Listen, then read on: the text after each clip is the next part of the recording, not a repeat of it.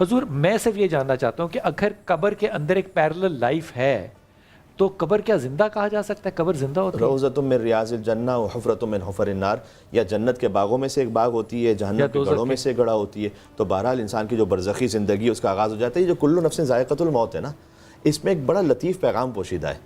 ہر نفس نے موت کا ذائقہ چکھنا ہے. اس کا مطلب کیا ہے؟ کیا موت سے وہ فنا ہو گیا؟ نہ، ابھی آپ سحری کھائیں گے اور سحری کو چکھیں گے. سحری کو جب چکھیں گے آپ، یعنی کھائیں گے، تو آپ ختم ہوں گے یا سحری ختم ہوگی؟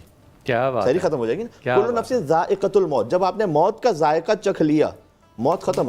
اب ہمیشہ کی حیات، اب ہمیشہ کی حیات، حیات جاویدانی. اور اس پر دلیل ہے اب بات سمجھے، خالدین آپ فیہا نے ابدا. نہیں توجہ کی یار، بڑی مزیدار بات کی ہے. کیا بات ہے جی، تو خالدین فیہا ابدا. اور قرآن نے اس پہ آیت پیش کی، دلیل دی ہے کہ اب ہمیشہ کی اسے حیات ہے، اب اس پر عدم ہے ہی نہیں، اب کوئی موت نہیں ہے. اس کی صورتیں مختلف بدلتی رہیں گی. اچھا، اب ہم یہاں پر ہے نا، برزخ کی زندگی ہم میں سے کسی نے تو دیکھی تو نہیں ہے. اس کے بعد برزخ کس کو کہتے ہیں؟ قبر اور برزخ اسے کہتے ہیں کہ قبر سے لے کر قیامت تک کی جو منزل ہوگی وہ برزخ ہے. اور یہ کسی کو پتہ نہیں ہے کہاں پر ہے، کیسی ہے، نہیں معلوم ہے. ظاہر ہے کہ ہمارے مشاہدے میں تو نہیں آئی ہے. تو ہماری پتہ ہے اس وقت کیفیت کیا ہے برزخ کے مقابلے میں. جیسے آپ شکم مادر میں ایک بچہ ہو نا، اسے سمجھانا چاہے دنیا کیسی ہے، نہیں سمجھا سکتے نا.